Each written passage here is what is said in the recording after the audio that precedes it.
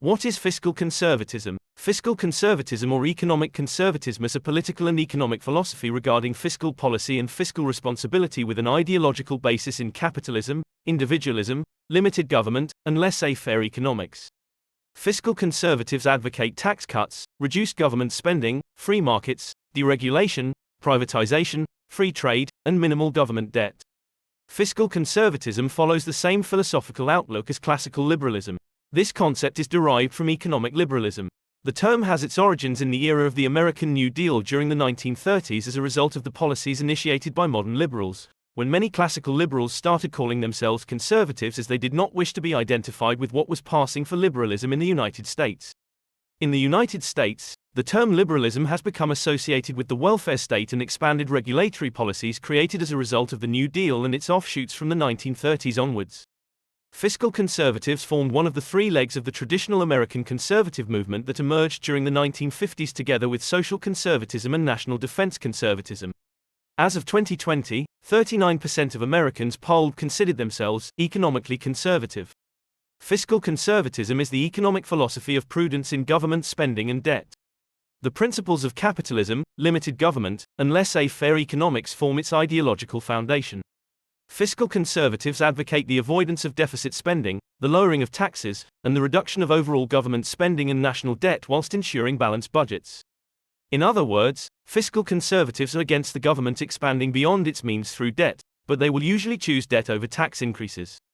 In his reflections on the revolution in France, Edmund Burke argued that a government does not have the right to run up large debts and then throw the burden on the taxpayer, writing, "It is to the property of the citizen, and not to the demands of the creditor of the state, that the first and original faith of civil society is pledged. The claim of the citizen is prior in time, paramount in title, superior in equity. The fortunes of individuals, whether possessed by acquisition or by descent or in virtue of a participation in the goods of some community, were no part of the creditor's security, expressed or implied. He public, whether represented by a monarch or by a senate, can pledge nothing but the public estate, and it can have no public estate except in what it derives from a just and proportioned imposition upon the citizens at large." In the early 20th century, fiscal conservatives were often at odds with progressives who desired economic reform. During the 1920s, Republican President Calvin Coolidge's pro-business economic policies were credited for the successful period of economic growth known as the Roaring Twenties. However, his actions may have been due more to a sense of federalism than fiscal conservatism, as Robert Sobel notes.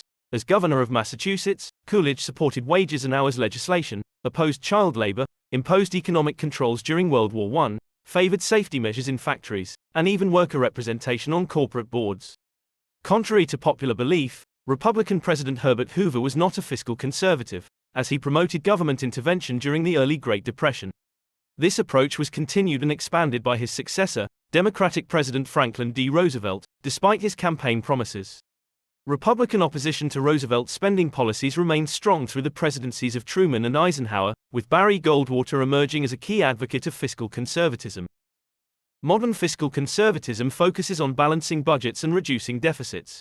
Michael Bloomberg has emphasized the importance of budget balance and economic preparedness. Globally, fiscal conservatism varies. Margaret Thatcher promoted it in the UK through spending cuts and tax increases, while in Canada, it is represented within the Conservative Party.